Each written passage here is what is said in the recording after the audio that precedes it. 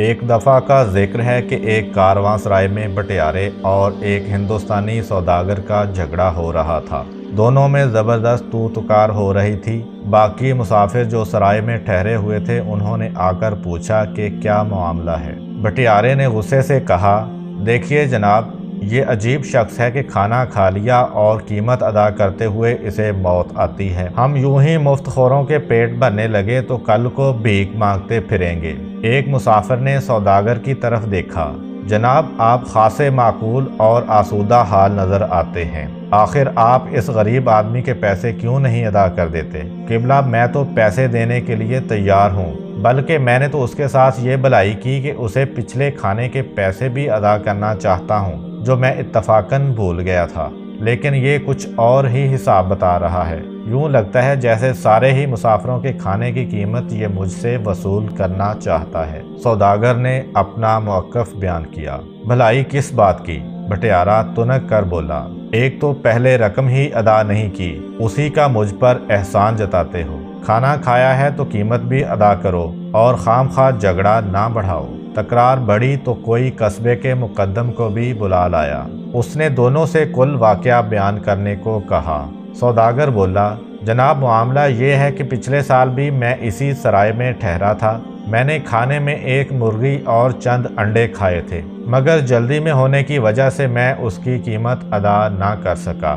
میں نے سوچا کہ اگلے سال ادا کر دوں گا۔ اب میں نے اس سے اس کھانے کا حساب پوچھا ہے تو 1000 دینار مانگ رہا ہے۔ اب آپ ہی انصاف سے بتائیے کہ کیا ایک مرغی اور چند انڈوں کی قیمت 1000 دینار ہوتی ہے؟ مقدم نے بٹیارے سے کہا، کیوں صاحب، آپ اس سلسلے میں کیا کہتے ہیں؟ بٹیارہ بولا، جناب عالی، ابھی تو میں نے بڑی فیاضی سے کام لیا ہے کہ کہیں کوئی گڑبڑ نہ ہو اور میں کسی کا دیندار نہ بنوں۔ آپ ذرا انصاف سے غور فرمائیں کہ ان حضرت نے پچھلے سال بڑے مزے سے ایک مرغی اور 6 انڈے ڈٹ کر کھائے تھے۔ اب اگر وہ مرغی زندہ ہوتی اور میں وہی 6 انڈے اس کے نیچے رکھ دیتا تو ان میں سے چوزے نکل آتے، وہ چوزے بڑے ہو کر انڈے دیتے تو میں ان سے بھی چوزے نکلواتا۔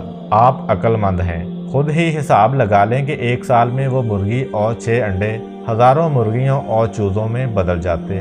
یہ سارا منافع محض اس وجہ سے میرے ہاتھوں سے نکل گیا کہ ان حضرت نے وہ مرغی اور انڈے کھا لیے تھے۔ اب میں نے اسی حساب سے قیمت صرف 1000 دینار لگائی ہے تو انہیں ادا کرتے ہوئے تکلیف ہوتی ہے اور مجھ سے جھگڑا کرنے پر تلے ہوئے ہیں۔ مقدم بٹیارے کا دوست تھا، اس لیے اس نے فیصلہ بٹیارے کے حق میں دے دیا اور اسے حکم دیا کہ وہ بٹیارے کو 1000 دینار ادا کر دے۔ سوداگر بیچارہ بہت پریشان تھا کہ اتنی رقم کہاں سے ادا کرے کہ مسافروں میں سے ایک شخص بولا، حضرات اگر کوئی مجھے ایک تیز رفتار سواری مہیا کر دے تو میں ابھی بغداد سے قاضی کو لے کر آتا ہوں، پھر وہ جو فیصلہ کر دے اسے مان لیا جائے۔ باقی مسافروں نے اس کی حمایت کی۔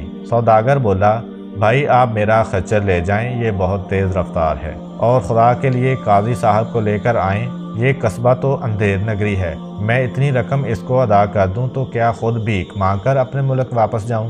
خدا آپ کا بھلا کرے، میری مدد کیجیے۔ اس شخص نے خچر لیا اور برق رفتاری سے بغداد کی سمت روانہ ہو گیا۔ شہر چند کوس کے فاصلے پر تھا۔ وہ جلد ہی واپس آ گیا اور بولا، قاضی صاحب کچھ مصروف تھے، انہوں نے آدھے گھنٹے تک آنے کا وعدہ کیا ہے، آپ لوگ انتظار کیجیے۔ ایک ایک کر کے منٹ گنے جانے لگے۔ لوگ بے چینی سے اس راستے کی طرف دیکھنے لگے جس طرف سے قاضی صاحب کو آنا تھا۔ آدھا گھنٹہ گزرا، پھر 1 گھنٹہ ہوا۔ لوگوں کی بے چینی بڑھی، سوداگر کی پریشانی کا ٹھکانہ نہیں تھا اور بٹیارہ مونچھوں کو تاؤ دیتا خوش خوش پھر رہا تھا۔ وقت اور گزرا اور 1.5 گھنٹہ ہو گیا۔ اچانک بغداد کی طرف سے آنے والے راستے پر ایک ٹوپی نظر آئی، پھر گدڑی میں لپٹا ایک درویش نمودار ہوا۔ قاضی صاحب آ گئے، قاضی صاحب تشریف لے آئے، اس مسافر نے خوشی سے نعرہ مارا۔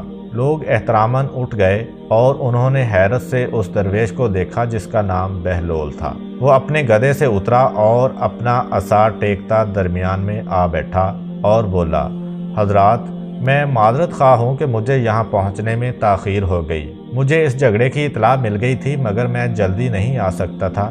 दरअसल मैं मुकदमों के फैसले करने के अलावा काश्तकारी भी करता हूँ। आज जब आपका पैगाम मुझे मिला तो मैं गेहूं के बीज उबाल रहा था, क्योंकि आप जानते हैं कि गेहूं के बीज उबाल लिए जाएं तो पैदावार अच्छी होती है। बस वो बीज उबालते उबालते ही मुझे इतनी देर हो गई। मैं एक बार फिर आपसे मुआफ़ी का तलबगार हूँ। मुकद्दम और हाज़रीन हैरान हुए। बटियारे ने गुस्से से कहा, जनाब आप कैसे काजी हैं जो गेहूं के बीजों को उबाल कर बोते हैं? आपने मुकदमे का फैसला क्या करना है? क्यों नहीं जनाब, मैं बिल्कुल दुरुस्त फैसला करूंगा इंशाअल्लाह। और गेहूं उबालने पर आपको तअज्जुब क्यों है? आपके यहाँ तो बुनी हुई मुर्गियां भी अंडों पर बैठती और चूजे निकालती हैं, तो उबले हुए गेहूं क्यों कर न हरे होंगे? लोग चौंक गए। मुकद्दम भी अपनी जानिबदारी पर शर्मिंदा हुआ और बोला, सुबहान अल्लाह, हुजूर आपने तो बात ही बात में फैसला कर दिया।